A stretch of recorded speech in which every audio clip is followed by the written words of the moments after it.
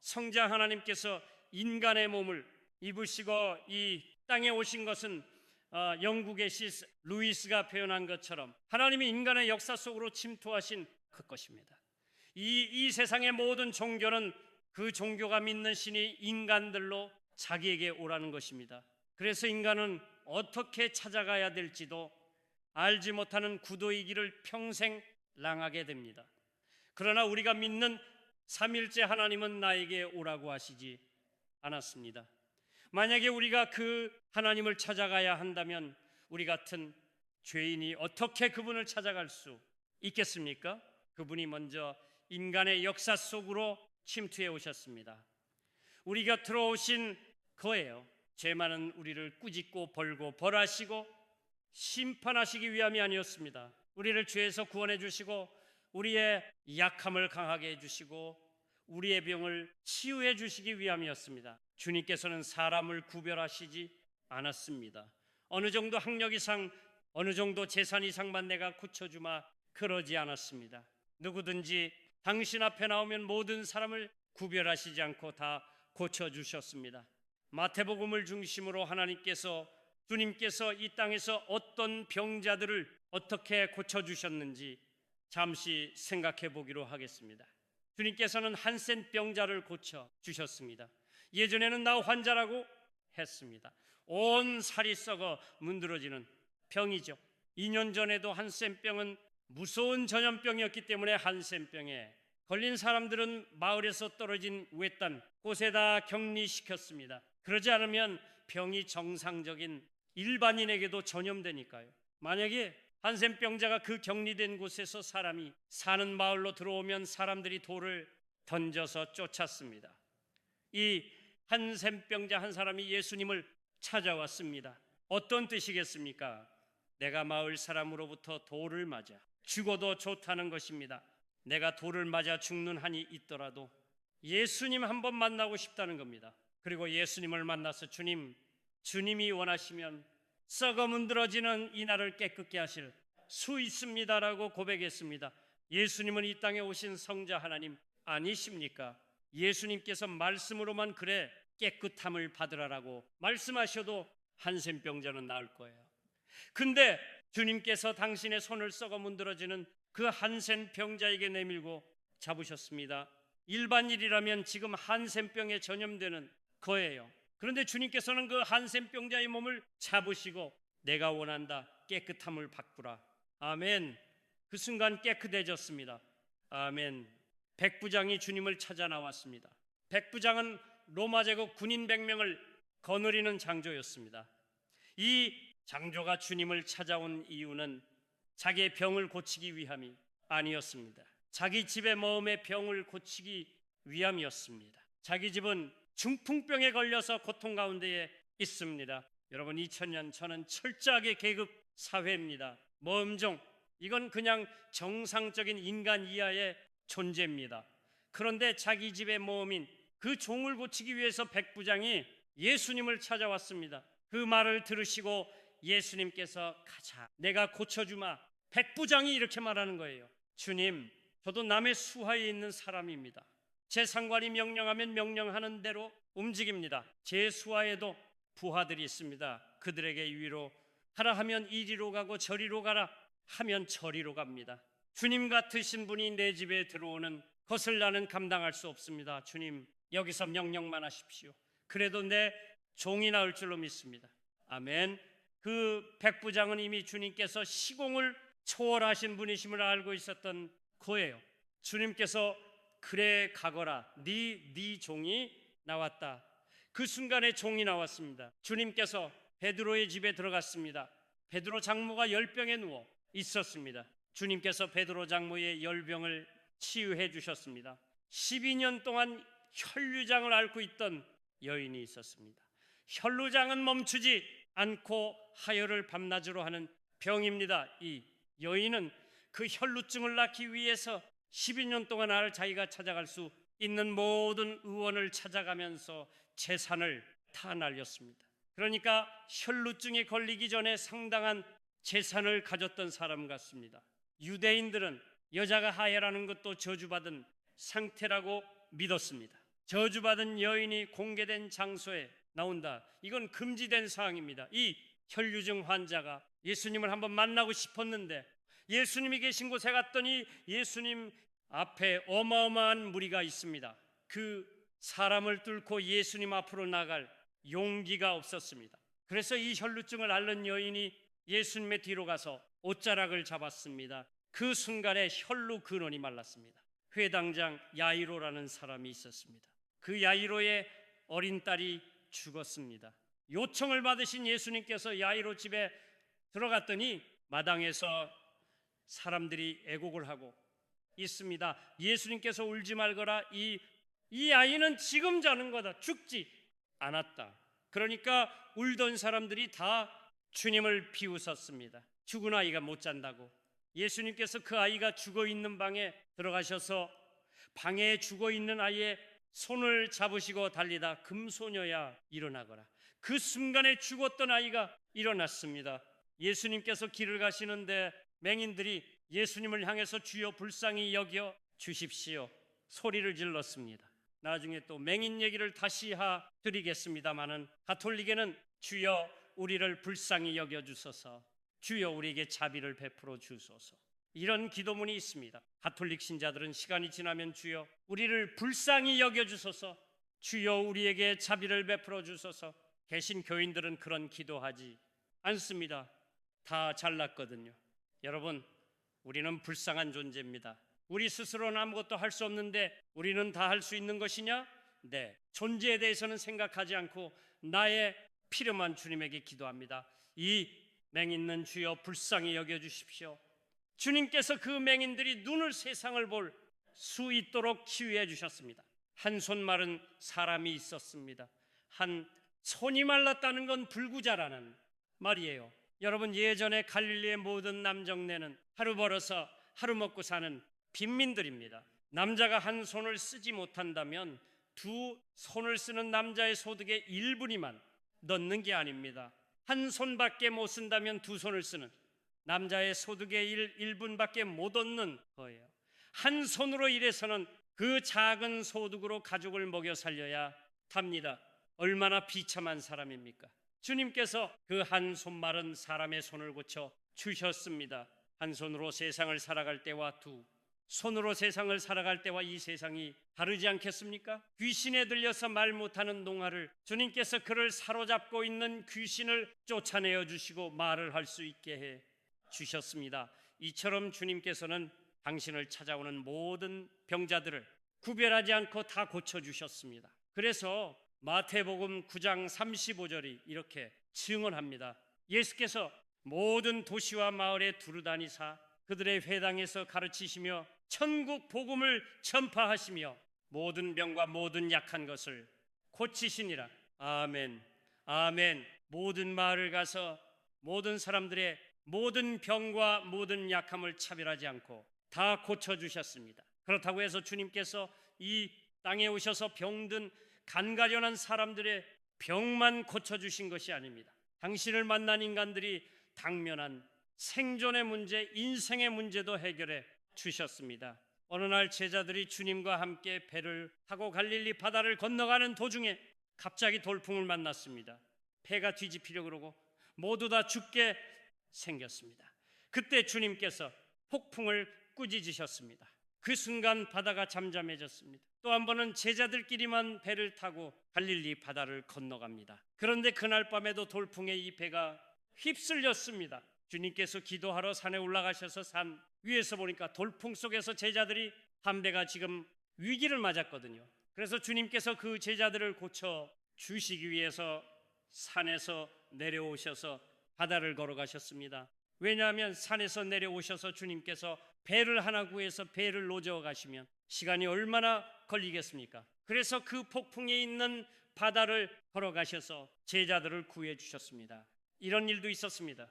주님께서 베세다 벌판에 가셨을 때 주님께서 베세다 벌판에 나타나셨다는 소문이 인근 마을에 삽시간에 퍼졌습니다. 그랬더니 사람들이 몰려오기 시작하는데 다 자기 집에 있는 병자들 데리고 오는 거예요. 자, 아까 예수님께서 고쳐주신 한센병, 중풍병, 열병, 혈루증 뭐 불선구, 말 못하는 농아, 이거 전부 다 불치병입니다. 의학으로 당시에 못 고치는 병이에요. 그러니까 그렇게 의사들이 고칠 수 없는 병자들이 얼마나 많았겠습니까? 그 옛날에 예수가 나타났다는 얘기를 듣고 사람들이 자기 집에 있는 병자들을 다 데리고 온 거예요. 주님께서 그 사람들을 다 고쳐 주시는데 워낙 사람들이 많으니까 지금 해가 저어갑니다. 그 가난한 사람들이 집에 가서 먹을 밥이 그때 있겠습니까? 그래서 예수님께서 제자들에게 이 사람들 가운데 무슨 먹을 것이 있는지 한번 찾아봐라. 그랬더니 어린 소녀 한 명이 빵 5개와 생선 2마리를 가지고 있었습니다. 우리 성경에 빵 5개, 생선 2마리 이러니까 우리가 흔히 보는 큰 빵 5개, 뭐 이만한 생선 2마리 이렇게 생각하는데 헬라 원문에 그 말들이 지소사로 기록되어 있습니다. 지소사라고 하는 것은 원래 모양보다 작은 모양의 형태를 나타내는 겁니다. 예를 들어서 말의 지소사는 망아지, 소의 지소사는 송아지, 비올라의 지소사는 바이올린. 그러니까 빵 5개와 물고기 2마리가 지소사로 기록되어 있다는 것은 우리 성경 번역처럼 빵 5개, 물고기 2마리가 아니라 빵 5, 조각 물고기 2 토막이 뜻입니다. 그러니까 이 아이가 낮에 놀러 나갈 때 어머니가 도시락을 쏴줄 때 이런 생선 2마리를 줬겠습니까?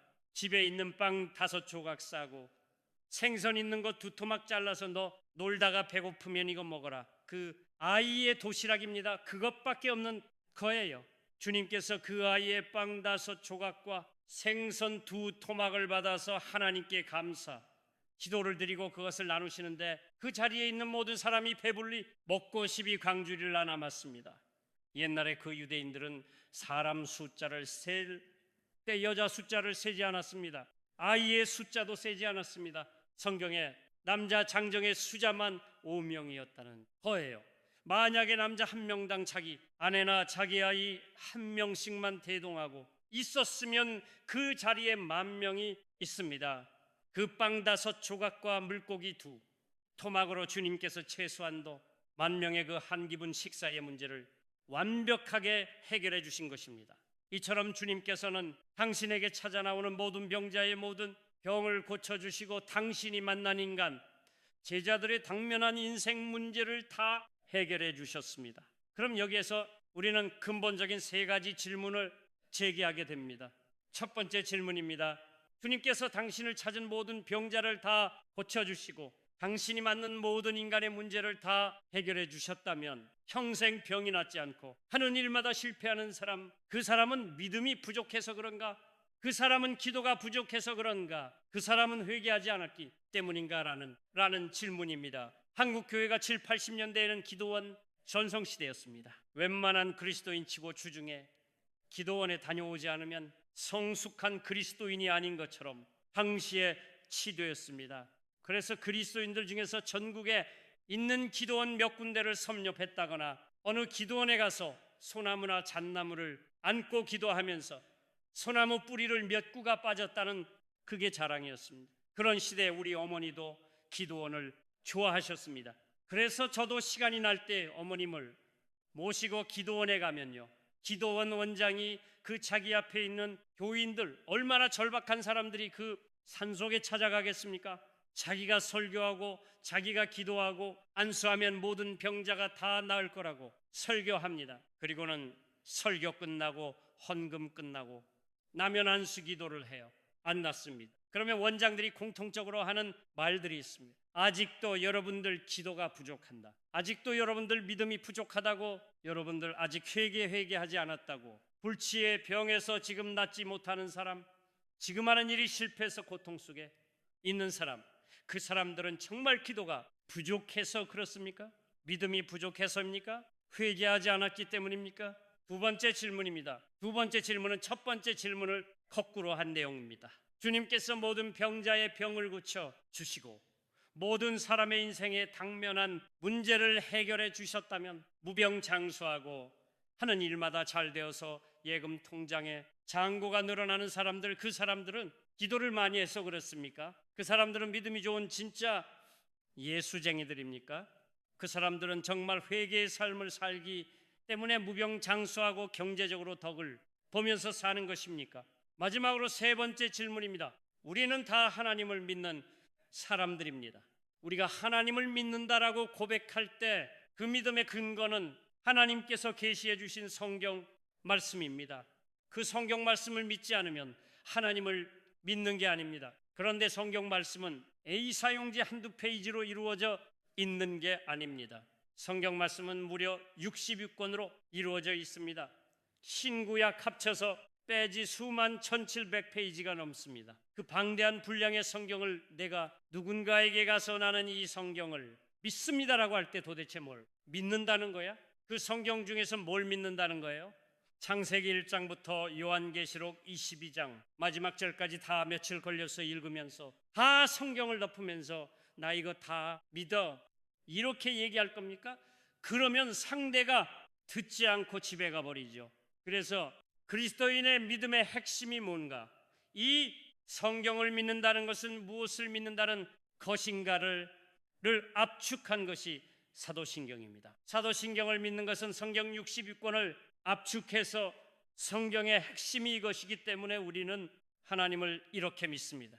그래서 예배 시간에 사도신경으로 우리의 신앙을 고백합니다. 그런데 우리의 신앙을 고백하는 것이 사도신경인데 그 사도신경 내용에 왜 예수님께서 모든 병자를 고쳐주신 것은 안 나옵니까? 왜 예수님께서 오병이어로 그 많은 사람들을 배불리 먹게 해주신 그 표정은 언급되지 않습니까?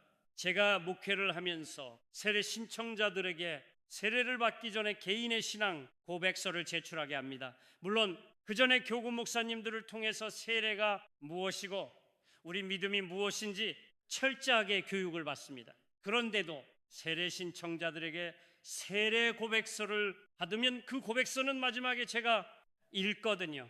거의 대부분 그 신청자들이 저는 예수님께서 불치의 병자들을 낫게 하신 것을 믿습니다. 저는 예수님께서 바다 위를 걸어가신 것을 믿습니다. 저는 예수님께서 빵 5조각과 물고기 2토통막으로 큰 무리를 먹이신 것을 믿습니다라고 신앙 고백서를 씁니다. 그분들에게 있어서는 그보다 더 큰 믿음의 표정이 없는 거예요. 그런데 사도신경에는 없습니다. 그렇네요. 왜 믿음의 핵심을 드러내는 우리 신앙의 고백문에는 그런 내용은 빠져 있는가? 이 땅에 오신 예수님께서는 아까 말씀드린 것처럼 당신을 찾아오는 모든 병자를 다 고쳐주셨습니다. 당신이 만난 인간이 당면한 문제를 다 해결해 주셨습니다. 그러나 그것은 마태복음 15장까지입니다. 마태복음 16장을 기점으로 16장 이후에는 마태복음의 내용은 더 이상 예수님의 병 고침에 집중하지 않습니다. 왜 그럴까요? 마태복음 16장 이전과 이후가 왜 이렇게 다를까요? 마태복음 16장 이후에 예수님께서 병을 고쳐주신 사례는 딱 3번이 나오는데 그것은 예수님께서 그 병 고침을 통해서 우리에게 심오한 메시지를 주시기 위함입니다. 첫 번째 사례는요, 예수님께서 변화산이라고 불리는 높은 태산에 올라가셨을 때입니다. 그리고 베드로와 요한과 야고보를 데리고 그 산에 올라가셨다가 그 산에서 이제 내려오셨습니다. 그랬더니 한 남자가 예수님께 찾아 나와서 이렇게 하소연합니다. 마태복음 17장 15절 16절입니다. 들어보시면 되겠습니다. 주여, 내 아들을 불쌍히 여기소서. 그가 간질로 심히 고생하여 자주 불에도 넘어지며 물에도 넘어지는지라. 여러분이 만약 지금 이 남자라면 어떻게 해야겠습니까? 내가 결혼해서 자식을 낳았는데 눈에 넣어도 아프지 않을 그 자식이 간질에 걸렸습니다. 아무 데서나 넘어집니다. 지금 횡단보도에서 길을 건너다가 지금 저기에서 트럭이 막 달려오는데 거기서 넘어집니다. 다리를 건너가다가 난간에서 이렇게 밑에 강물을 보다가 거기서 그냥 넘어져서 강물로 떨어집니다. 그 아비의 심정이 어떻겠습니까? 이 아비가 그 아들을 데리고 온 겁니다. 16절입니다. 내가 주의 제자들에게 데리고 왔으나 이 남자는 예수님에게 자기 아들을 데리고 오지 않았습니다. 지금 이 남자는 이미 자기가 찾아가는 그 현장에는 그 순간에 예수님이 계시지 않는다는 걸 알고 있습니다. 예수님은 계시지 않지만 그러나 예수님의 제자들도 예수님과 같은 능력을 행하지 않을까 하고 주의 제자들에게 데리고 왔으나 능히 고치지 못하더이다. 주님께서는 안 계셔서 나는 제자들이 할 수 있으리라고 믿고 왔는데 저 제자들 주님 아무것도 못합니다. 그 이야기를 전해 들으신 주님께서 말씀 이렇게 하십니다. 마태복음 17장 17절에서 18절입니다. 예수께서 대답하여 이르시되 믿음이 없고 배역한 세대요. 믿음이 없고 헬라의 원문에 아피스토라고 기록되어 있습니다. 불신이라는 겁니다. 불신한다는 거예요. 패역한 세대, 패역하다, 이건 디아스트레포, 왜곡한다는 말인데 정도에서 벗어났다는 말입니다. 정도에서 벗어나면 정도에서 벗어난 사람이 하는 건 다 왜곡하는 거예요. 무슨 정도? 믿음의 정도에서 벗어났습니다. 믿음의 정도에서 벗어났으니까 모든 건 불신의 행위죠. 믿음이 없고 패역한 세대요. 세대 개네요.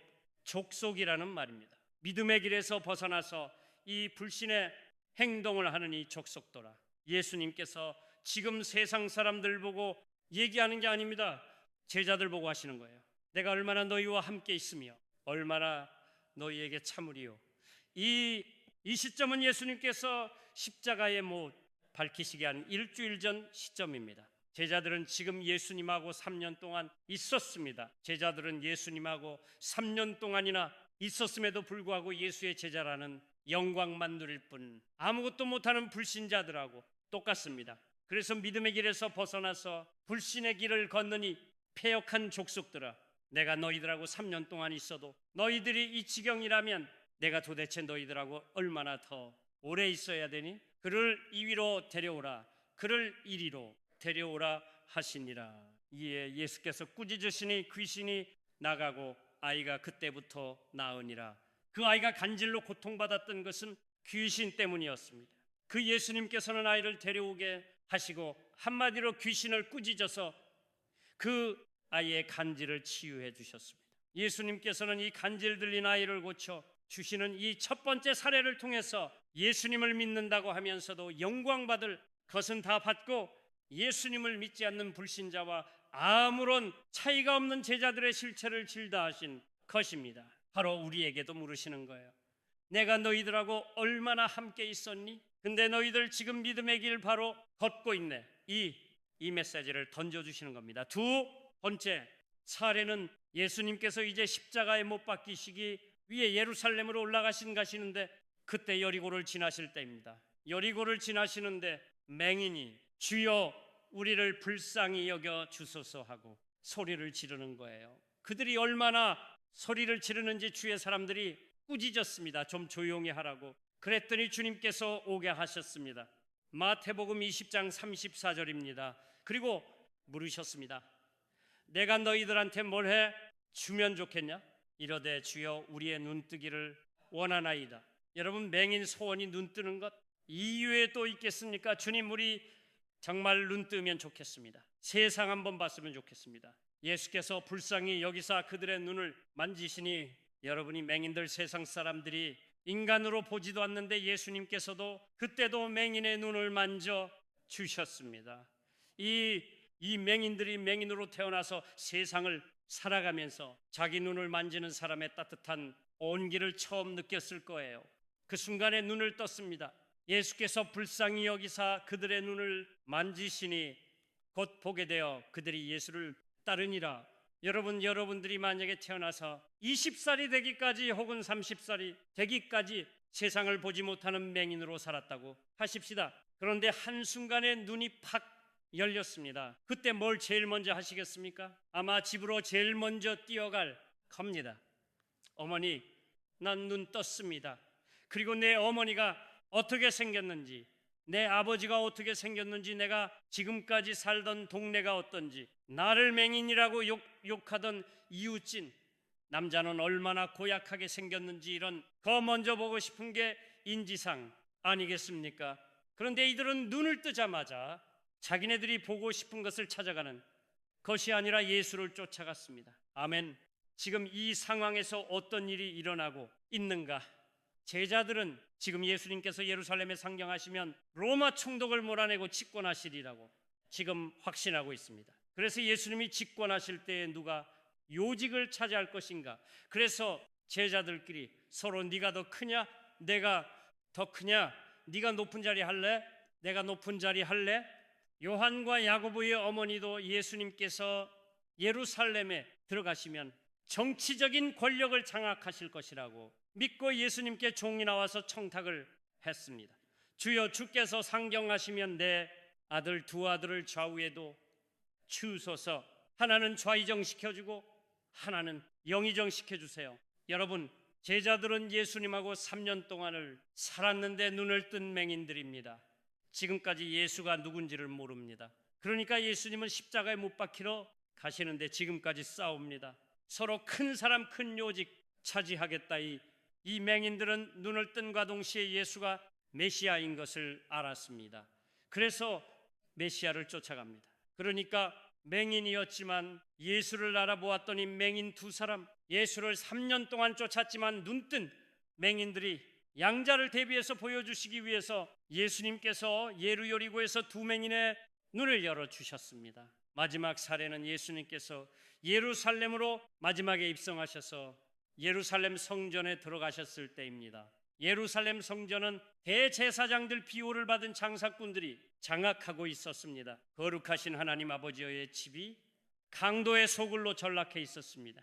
예수님께서 그 장사꾼들을 모두 다 쫓아내셨습니다. 그리고 나서 있었던 일을 마태복음 21장 14절이 이렇게 증언합니다. 맹인과 전원자들이 성전에서 예수께 나오매 고쳐주시니 예수님께서 장사꾼들로 장악된 그 강도의 속에서 장사꾼들을 쫓아내시고 나니까 병자들이 치유되는 하나님의 능력이 그 속에 임할 수 있었습니다. 장사꾼들이 장악하고 있었을 때는 성전은 아무런 능력도 드러나지 않는 그냥 벽돌집이었습니다. 사도 바울은 우리를 가르쳐서 성전이라 그러지 않습니까? 우리 성전이 옛날 예루살렘 성전처럼 추악한 욕망으로 가득 차 있으면 우리가 아무리 예배당에 나와서 열심으로 봉사하고 예배에 참석해도 아무리 많은 헌금에도 우리를 통해서 하나님의 능력은 역사하지 않습니다. 우리 욕망이 하나님의 능력을 가로막는 장애물이기 때문입니다.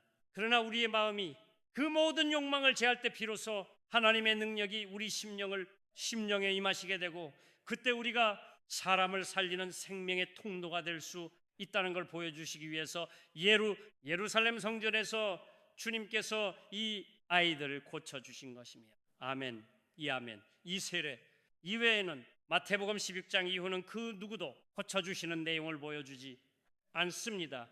왜 이렇게 16장 이전과 16장 이전은 확연하게 구별되는가? 마태복음 16장에는 그 유명한 예수님과 베드로의 문답이 있었습니다. 예수님께서 가이사랴 빌립보에서 제자들에게 물으셨습니다. 얘들아, 너희에게 나는 누구니? 그랬더니 제자들을 대표한 베드로가 주는 그리스도시요 살아계신 하나님의 아들입니다라고 고백했습니다. 주는 그리스도시요, 그리스도 구원자라는 말이죠. 살아계신 하나님의 아들이십니다.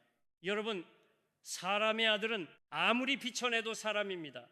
개새끼는 아무리 비싼 명전이라도 개입니다. 베드로가 지금 예수님에게 당신이 하나님 아들입니다 하는 것은 당신이 하나님이라는 거, 당신도 하나님이라는 거예요. 아멘.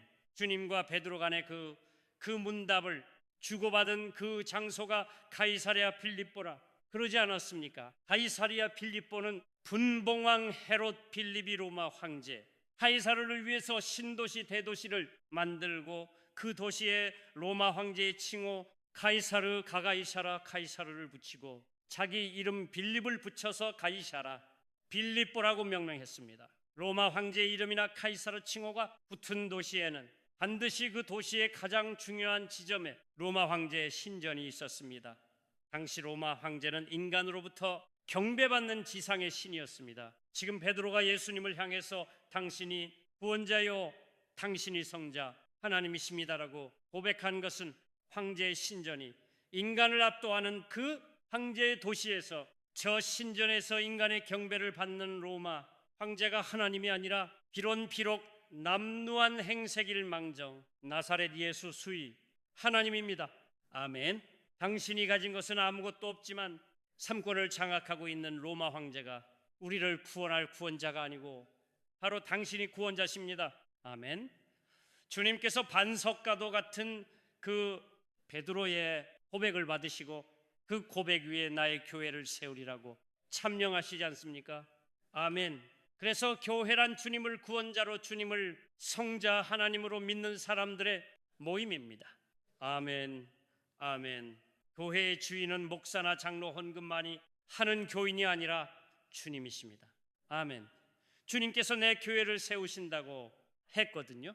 이처럼 가이사라 빌립보에서 주님께서 어떤 존재이신지, 그리스도 성자 하나님이심이 밝혀졌기 때문에 주님께서 제자들에게 당신께서 어떻게 인간을 구원하실지를 피로써 밝히십니다. 마태복음 16장 21절입니다. 이때는 예수님께서 구원자시요 성자 하나님이심이 밝혀진 이때로부터 예수 그리스도께서 자기가 예루살렘에 올라가 장로들과 대제사장들과 서기관들에게 많은 고난을 받고 죽임을 당하고 제3일에 살아나야 할 것을 제자들에게 비로소 나타내시니 이 이전까지는 이 구원 사역을 제자들에게 밝힐 수가 없었습니다. 제자들은 주님과 함께하지만 주님이 메시아요 하나님의 아들이신 걸 모르고 있었거든요. 제자들이 알았기 때문에 비로소 당신이 고난당하시고 부활하실 것을 이야기하십니다. 인간을 구원하시기 위해서는 당신이 십자가에서 인간의 죄값을 대신 치르시는 제물로 돌아가시고, 그리고 당신이 사흘째 되는 날 죽음을 깨뜨리고 부활하심으로 인간에게 영원한 생명의 길을 줄 수 있기 때문이었습니다. 이 구원 사역을 밝히신 거예요. 마태복음 7장 17장 12절에서 23절 3절입니다. 갈릴리에 모일 때 예수께서 제자들에게 이르시되 인자가 장차 사람들의 손에 넘겨져 죽임을 당하고 제3일에 살아나리라 하시니 제자들이 매우 근심하더라. 주님께서 두 번째로 당신의 순환을 예고하셨습니다. 십자가, 고난, 부활을 예고하셨습니다. 마태복음 20장 17절 19절입니다. 예수께서 예루살렘으로 올라가려 하실 때에 지금 예수님께서 이제 십자가에 못 밝혀 돌아가시기 위해서 예루살렘으로 올라가려 하실 때입니다. 12제자를 따로 데리시고 길에서 이르시되 주님께서 가시는 곳에는 어디나 사람들이 모여들었습니다. 그래서 주님께서 그 제자들을 무리에서 떼어서 따로 데리시고 길가에서 얘기하셨습니다. 보라, 우리가 예루살렘으로 올라가노니. 얘들아, 우리가 지금 예루살렘으로 왜 올라가는지 너희들 다 알지? 인자가 대제사장들과 서기관들에게 넘겨짐에 그들이 죽이기로 결의하고 이방인들에게 넘겨주어 그를 조롱하며 채찍질하며 십자가에 못 박게 할 것이나 제3일에 살아나리라. 세 번째로 당신의 순환을 예고하셨습니다. 그러니까 이처럼 마태복음 16장 이후의 모든 내용은 예수 그리스도의 십자가와 부활에 집중되어 있습니다. 왜? 그 십자가와 부활만이 우리를 살리기 때문이에요. 아멘. 마태복음 16장 이전에서 내가 병이 들렸는데 예수님에게 가서 만나서 병이 나왔다고 하십시다. 그 사람이 영생합니까? 아닙니다. 육체의 병이 아무리 나아도 우리 육체는 때가 되면 흙으로 소멸합니다. 이 흙으로 소멸하는 인간들을 영원히 살게 하시는 방법은 십자가와 부활밖에 없습니다. 아멘. 그래서 마태복음 16장 이후부터 모든 마태복음의 포커스는 십자가와 부활에 맞춰지는 거예요. 바꾸어 말하면 우리 믿음의 궁극적인 목표는 마태복음 16장 이전에서 육체가 무병장수하고 경제적으로 태산 같은 돈을 쌓고 큰 소리 치면서 사는 것이 아니라 예수 그리스도의 십자가를 표대로 삼고 그리스도 십자가의 정인으로 살아가는 것입니다. 아멘. 그것이 구원받은 표정이기 때문입니다. 아멘. 그러므로 참된 믿음은 뭔가? 마태복음 16장 이전 상태에서 마태복음 16장 이후로 넘어가는 것입니다. 거기에 성숙이 있고 원숙이 있습니다. 넘어가지 못하면 참된 믿음일 수가 없는 거예요. 아멘. 그런데 마태복음 16장 이전에서 마태복음 16장 이후로 넘어가는 것이 말처럼 쉽지 않습니다. 우리는 다 죄성을 지니고 있기 때문이에요. 아까 예수님께서 가이사라 빌립보에서 베드로가 예수님께서 구원자시요 성자 하나님이심을 밝혔기 때문에 고백했기 때문에 그 고백 위에 당신의 교회를 세우실 것을 그때로부터 비로소 이제 당신의 고난과 부활을 밝히셨잖아요. 그게 구원 사역의 핵심이니까. 그래서 내가 예루살렘에 가서 대제사장과 장로들한테 고난을 당하고 십자가에 못 박여 죽을 거다. 마태복음 16장 22절입니다. 예수가 베드로를 붙들고 브로슬람바노 붙들었다. 여러분, 제자가 스승을 함부로 붙들 수 있습니까? 지금 방금 베드로는 예수님을 가르쳐서 당신이 성자 하나님이라고 고백하지 않았습니까? 인간이 어떻게 하나님을 붓니까? 이 단어 뜻은 옷자락을 낚아챘다는 말입니다. 베드로가 예수님을 옷자락을 낚아채면서 항변하여 이르되 항변하다 에피티마오 야단쳤다는 겁니다. 베드로가 지금 예수님을 야단치는 겁니다. 주여 그리 마옵소서, 이 일이 결코 죽게 미치지 아니하리이다. 우리나라 성경은 고상하게 아주 젠틀하게 예의 있게 이렇게 번역이 돼 있습니다. 여러분, 헬라에는 존댓말이 없습니다. 베드로가 한 말을 베드로 심정 뉘앙스 그대로 옮긴다면 예수님은 여자그를 탁 낚아채면서 너 앞으로 그런 말 하지 마. 너한테는 그런 일 절대 안 일어날 거야. 방금 자신이 하나님이라고 고백한 예수님에게 어떻게 이렇게 불경한 짓을 할 수 있습니까? 베드로가 입으로는 예수님이 하나님이라고 고백했지만 그의 심중은 여전히 마태복음 16장 이전에 머물러 있기 때문입니다. 마태복음 16장 이전의 관점으로 보면 하나님이 인간에게 고난을 당한다. 있을 수가 없는 거예요. 그러니까 이 하나님이 잠시 착각했구나. 내가 옷자락 잡고 야단쳐야지. 너 그런 소리 하지 마. 그런 소리는 절대 일어나지 않아. 마태복음 16장이 14절입니다. 이에 예수께서 제자들에게 이르시되 누구든지 나를 따라오려거든 자기를 부인하고 자기 십자가를 지고 나를 따를 것이니라. 여러분이 구절을 뒤집으면 무슨 말이 됩니까? 나를 따르고 따르려거든 누구든지 자기를 부인하고 자기 십자가를 지고 나를 쫓아라. 이 말을 뒤집으면 네가 아무리 나를 쫓는다고 해도 네가 너를 부인하지 않으면, 네가 내 십자가를 지지 않으면 너는 나를 쫓는 거 아니야. 너는 나를 쫓는다고 착각하는 종교적인 열심과일 뿐이야. 그 말이에요. 네가 나를 따르려거든 누구든지 나를 따르려거든 자기를 부인하라. 그 자기가 어떤 자기입니까? 마태복음 16장 2절에서 자기 육체의 안일만 꾀하는 자기를 부인하라. 아멘. 그것 부인하지 않으면 마태복음 16장 이후로 넘어오지 못한다. 자기 십자가를 지라. 2년 전의 십자가는 사형수를 죽이는 형벌입니다. 그러니까 십자가 하면 당시 사람들은 다 아는 거죠. 십자가는 죽음의 상징입니다. 자기 십자가를 져라. 너 스스로 십자가에 너를 못 박아라. 내 자신을 죽여라. 어떤 자신을? 마태복음 16장 이전에 너를 십자가에 못 박아 죽이지 않으면 너는 결코 마태복음 16장 이후 십자가의 예수와 부활을 따르는 그리스도인이 될 수 없다. 마태복음 16장이 15절입니다. 누구든지 제 목숨을 구원하고자 하면 잃을 것이요 누구든지 구원하고자 하는 제 목숨은 어떤 목숨이에요? 마태복음 16장 이전 목숨입니다. 마태복음 16장 이전에서 누구든지 더 잘 살려고, 더 건강하게 살려고, 더 오래 살려고 아무리 발버둥 쳐도 결국은 이를 어것이요 한 줌의 흙으로 소멸될 것이요 누구든지 나를 위하여 제 목숨을 잃으면 누구든지 십자가의 정인이 되기 위해서 마태복음 16장 이전에 자기를 못 박으면 찾으리라. 영원한 생명을 찾으리라.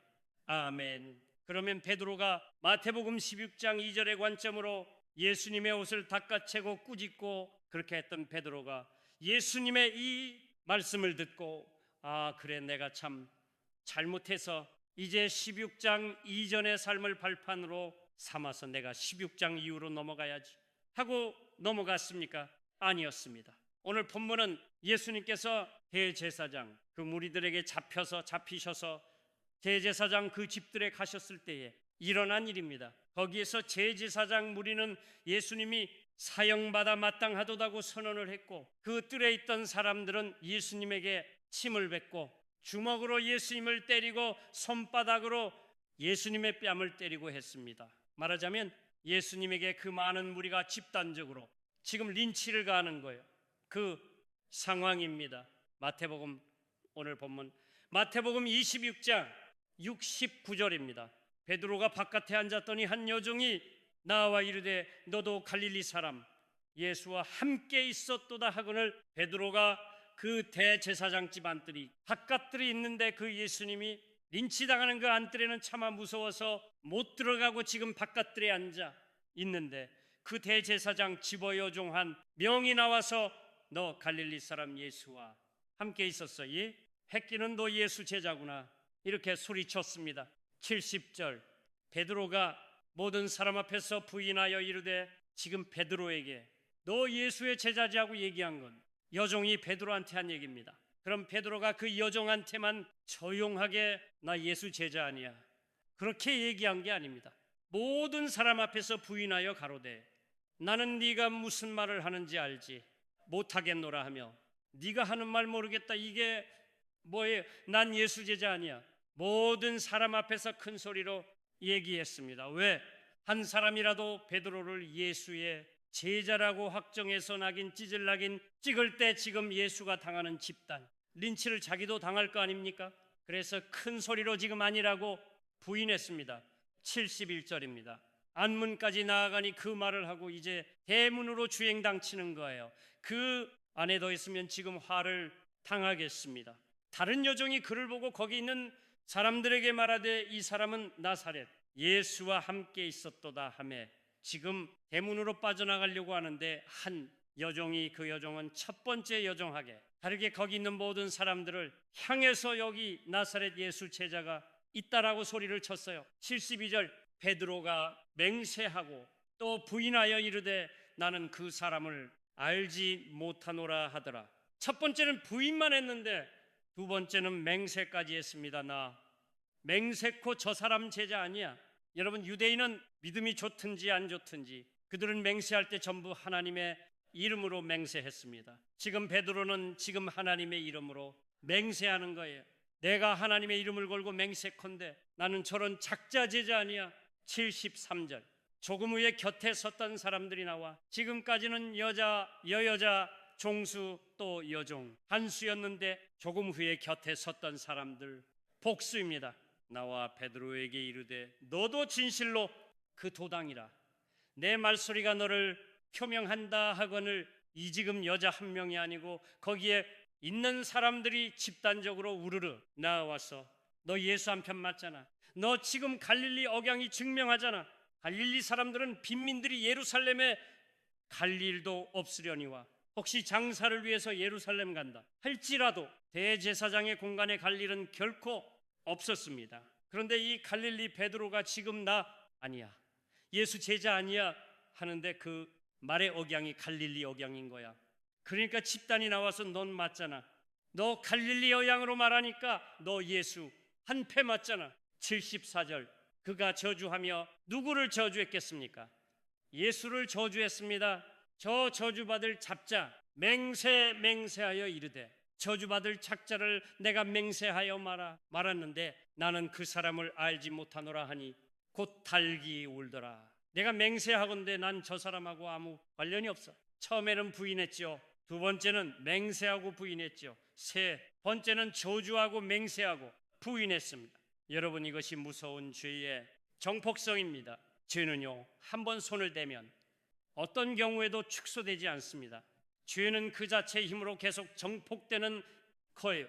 그래서 바로 그 마당에 예수님이 지금 린치를 당하고 계시는데 가서 예수님을 구해낸다든지 예수님 편이 되는 생각은 하지 않고 그 린치 당하는 예수님을 저주하면서 내 맹세고 단언하건대 나 저작자 패글이 아니야. 그랬더니 달이 울었습니다. 예수님께서 제자들과 최후의 만찬을 마치시고 겟세마네 동산에 기도하러 가실 때 제자들에게 말씀하셨습니다. 오늘 밤에 너희들이 다 나를 버릴 거야. 지금 제자들은 다 날이 밝기면 예수님께서 집권하시리라는 허망한 꿈에 사로잡혀 있습니다. 근데 그 제자들이 예수님께서 잡혀가시고 고난당하는 걸 보면 다 도망갈 거 아닙니까? 그걸 밝히신 거예요. 그랬더니 베드로가 말하기를 모든 사람이 주를 버릴지라도 나는 결코 주를 버리지 않을 겁니다. 그랬더니 주님께서 베드로야 오늘 밤에 달기 울기 전에 네가 나를 3번 부인할 것이다. 그랬더니 베드로가 말하기를 내가 주와 함께 죽을지언정 저는 주님 부인하지 않을 겁니다. 그렇게 혼장남한 베드로가 주님을 부인하고 맹세해서 부인하고 저주하고 맹세해서 부인했습니다. 그 순간에 달기 우는 소리를 들으니까 달기 울기 전에 네가 나를 3번 부인하리라 하는 주님의 말씀이 생각이 나지 않을 수 있겠습니까? 75절입니다. 이에 베드로가 예수의 말씀에 다굴기 전에 내가 3번 나를 부인하리라 하심이 생각나서 밖에 나가서 심히 통곡하리라. 자기 스승을 저주하면서 맹세하고 부인하고 겨우 목숨은 구했는데 그 닭소리를 듣고 스승의 음성이 기억날 때 자기 스스로가 얼마나 비참하겠습니까? 얼마나 한심하겠습니까? 그래서 밖에 나가서 통곡했습니다. 여러분이 성경 구절을 읽을 때 베드로가 베드로로 보입니까? 저는 이 베드로가 이재철로 보입니다. 주님을 믿는다 하면서 필요할 때마다 주님을 부인하고 회개한답시고 주님 앞에 눈물로 울어대는 비참한 이재철이 보입니다. 우리 모두의 모습 아닙니까? 여러분, 이렇게 길거리에 나가서 통곡한 베드로라면 마태복음 16장 이전에서 16장 이후로 넘어갔겠습니까? 아닙니다. 예수님 십자가에 못 박힐 때 다 도망갔습니다. 언제 넘어갔는가? 성령님께서 그와 함께 하실 때, 아멘, 성령님 안에서 성령님의 이끄심을 받아서 마태복음 16장 이후로 넘어갔습니다. 그 이후로부터 베드로는 십자가의 정인으로 살았습니다. 어떤 고난도 핍박도 두려워하지 않았습니다. 부활을 믿었기 때문입니다. 아멘. 여러분, 누가 성령 충만하겠습니까? 어떤 사람이 성령 충만한 사람입니까? 청산유수처럼 기도하는 사람입니까? 밤을 새워가며 밥 먹듯이 철도하는 사람입니까? 누구보다도 앞장서 구제하는 사람입니까? 아닙니다. 아무리 보잘것없는 사람이라 할지라도 마태복음 16장 이후로 넘어가는 사람, 그 사람이 성령 충만한 사람입니다. 아멘. 그 사람이 십자가의 증인으로 살 수 있기 때문입니다. 아멘. 아멘. 이제 다시 아까 제기했던 3가지 질문으로 되돌아갑니다. 평생 지병에 시달리는 사람, 손을 대는 일은 다 실패하는 사람, 그 사람은 기도가 정말 부족한 사람입니까? 그 사람은 믿음이 부족한 사람입니까? 그 사람은 회개하지 않은 사람입니까? 결코 아닙니다. 그 사람이 그 지병 때문에, 그 실패 때문에 마태복음 16장 이후로 넘어가서 십자가의 정인으로 산다면 그의 지병은, 그의 실패는 하나님의 한량없는 은총입니다. 아멘. 아멘. 바울은 다니면서 많은 병자를 고쳤습니다. 선천성 하반신 마비자도 일으켰고요, 죽은 유두구도 살려냈고요, 심지어는 바울이 바빠서 바울이 직접 가지 못하는 곳은 사람들이 바울이 텐트를 만들 때 앞에 두르는 작업용 앞치마, 그리고 바울이 작업하면서 닦는 땀 수건을 들고 가서 환자들 위에 덮으면 환자가 나왔습니다. 한마디로 바울은 주님의 능력을 고스란히 온 몸으로 받은 주님의 참 제자였습니다. 근데 정작 바울 자신은 평생 지병에 시달렸습니다. 불치의 지병이었습니다. 3번이나 기도했지만 주님께서 고쳐주시지 않았습니다. 그런데 바울은 왜 고쳐주시지 않는가? 절망하지 않았습니다. 하나님, 원망하지도 않았습니다. 그는 고린도후서 12장을 통해서 이렇게 고백합니다. 고린도후서 12장 8절입니다. 이것은 바울을 평생 괴롭힌 불치의 지병입니다. 이것이 내게서 떠나가게 하기 위하여 내가 3번 주께 간구하였더니, 여러분, 주님께서 겟세마네 동산에서 기도하실 때 주여, 할 수만 있으면 이 잔을 내게서 지나가게 해 주십시오. 그러나 내 뜻대로 말고 아버지 뜻대로 해 주세요. 그 3번 기도하셨다고 되어 있잖아요. 고문구만 3번 읽겠습니까? 예전에 그 그리스도의 순환이라고 갑자기 그 영화 배우가 생각은 나네요. 그 키 큰 배우 있잖아요. 멜 집슨이 주연하는 그 영화를 보면요, 그 예수님께서 기도하시는 장면이 적나라하게 나와 있습니다. 예수님이 땅에 엎드려서 주여 피하게 해 주십시오. 피하게 해 주십시오. 할 수만 있으면 피하게 해 주십시오. 밤을 새워서 기도합니다. 그러니까 성경에는 그 기도의 핵심만 나와 있는 것이지, 주님께서 그렇게 밤을 새워 절규하셨던 그 모든 과정은 생략되어 있는 거지요. 바울이 3번 기도했다. 이게 주님, 낫게 해 주십시오. 낫게 해 주십시오. 낫게 해 주십시오. 이렇게 3번 반복했다는 말이 아닙니다. 그 천하의 사도 바울이 3번 간구했다면 일주일씩 금식 기도를 3번 했을 수도 있고요. 사흘씩 철야 기도를 잠을 안 자고 꼬박 사흘을 세세우면서 3번 기도했을 수도 있고요. 정말 자기의 모든 걸 걸고 주님 앞에 매달렸을 것입니다. 그런데 주님께서 응답해 주시지 않았습니다. 9절입니다. 나에게 이루시기를, 지금 하나님 말씀입니다. 내 은혜가, 하나님의 은혜가 네게 족하도다. 나 하나님의 은혜가 너 바울에게 이미 족하다. 아멘. 이는 내 능력이 약한 데서 온전하여짐이라 하신지라. 아멘. 여러분, 강하고 많이 가진 사람은 하나님을 필요로 하는 접촉점이 작습니다. 내가 다 할 수 있거든요. 내가 약하다고 생각하는 사람, 내가 주님 앞에서 불쌍하다고 생각하는 사람일수록 주님과의 접촉점이 커집니다. 아멘. 주님께서 나와 함께 하시지 않으면 나는 아무것도 할 수 없는 걸 아는 사람이에요. 그래서 하나님께서 이는 내 능력이 인간의 약한 데서 온전하여짐이라 하신지라. 아멘. 그래서 내가 너의 기도를 들어 주지 않았다. 내가 너의 기도를 들어주고 네가 강건해지면, 우리가 주석해서 붙인다면 너 조조될 수 있잖아. 바울은 지금 쓰면 성경입니다. 가슴 말하면 이게 성경이에요. 죽은 유두교 살려요. 그 바울이 만약에 지병이 없었다면, 건강했다면 종교 하나 만들지 않겠습니까? 그러므로 도리어 크게 기뻐함으로 나의 여러 약한 것들에 대하여 자랑하리니 이는 그리스도의 능력이 내게 머물게 하려 함이라. 아멘. 내가 얼마나 강한지, 내가 얼마나 많은 돈을 헌금했는지나 이런 거 얘기 안 할 거야. 나의 약한 것, 나는 할 수 없는 불쌍한 존재라는 것만 이제부터 자랑할 거야. 왜?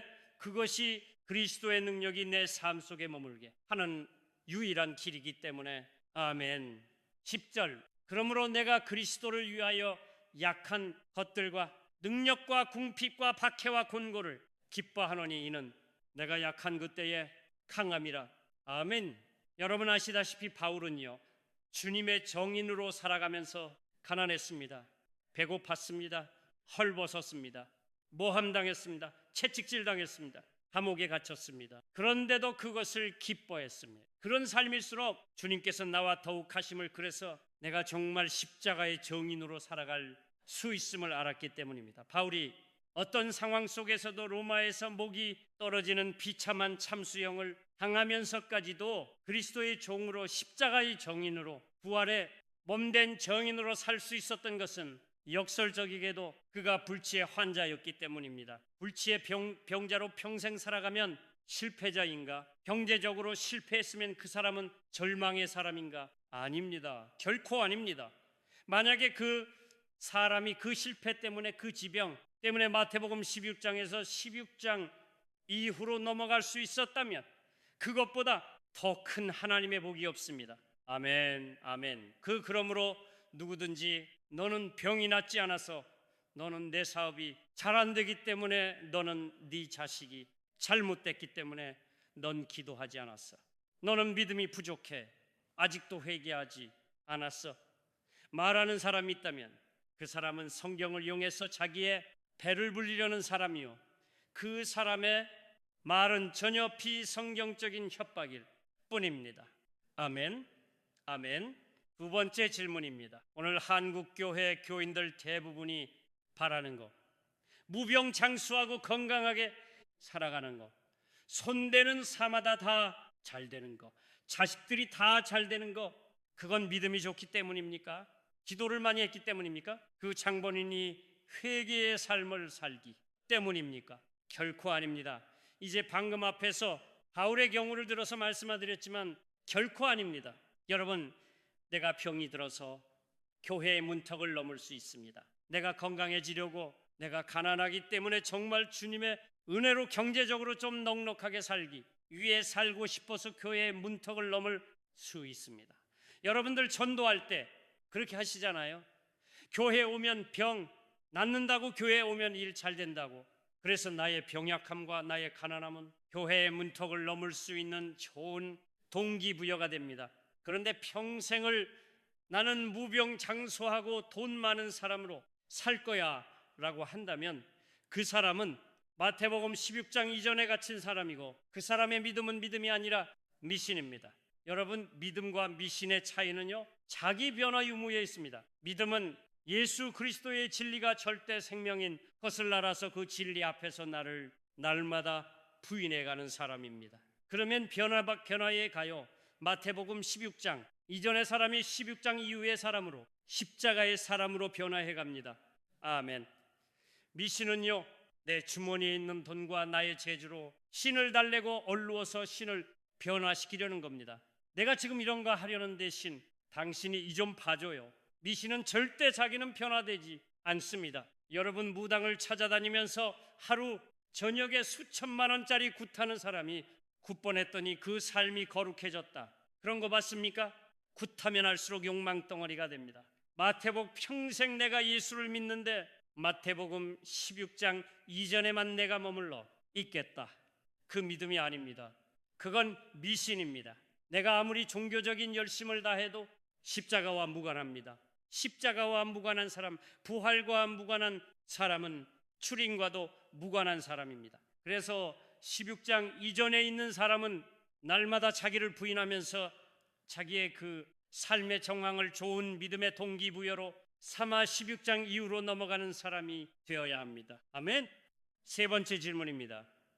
왜 사도신경에는 우리가 가장 관심을 갖고 우리가 가장 즐겨보는 왜 병자가 낫고 오병이어의 역사가 일어나고 주님께서 바다 위를 걸어가신 이야기는 왜 없는가? 여러분, 그런 이야기는 다른 종교에도 다 있습니다. 저 이슬람교 마홈에도 불교의 부처님도 기적 다 행했다고 합니다. 그런데 신이 인간을 구원해 주기 위해서 당신이 인간의 죄값을 치르시고 십자가의 제물이 되어서 죽었습니다. 여러분, 신이 우리의 죄값을 대신 치르시고 죽어주시는 건 고마운데 그것으로 끝났다면 우리도 여전히 죽는 겁니다. 그런데 그 신이 죽음 한가운데에서 죽음을 깨트리고 일어났습니다. 아멘. 그래서 그분 안에서 우리의 죄값이 용서받을 뿐만 아니라 영원히 사는 삶의 길을 얻었습니다. 어느 종교의 신이 그런 것을 주었습니까? 오직 예수 그리스도뿐입니다. 아멘. 아멘. 그래서 사도신경에는 그것만이 우리 믿음의 핵심으로 기록되어 있는 겁니다. 바꿔 말하면 사도신경은 모두 마태복음 16장 이후의 내용입니다. 16장 이전은 믿음의 동기일 뿐 믿음의 목적이나 믿음의 궁극적인 목표가 될 수 없기 때문에 사도행전에 넣을 수 없는 겁니다. 결론을 맺겠습니다. 우리 자신을 한번 되돌아보십시다. 우리는 어떤 신자입니까? 우리가 열심을 다해 예수를 믿는데 실은 마태복음 16장 이전에 머물러 있지 않습니까? 우리의 목적은 오직 예수를 위해서 건강하고 경제적으로 부유하게 살고 자식들이 세상에서 똥똥거리면서 사는 거 원치 않습니까? 여러분, 그것은 썩어 문드러지리 고깃덩어리를 위해서 사는 겁니다.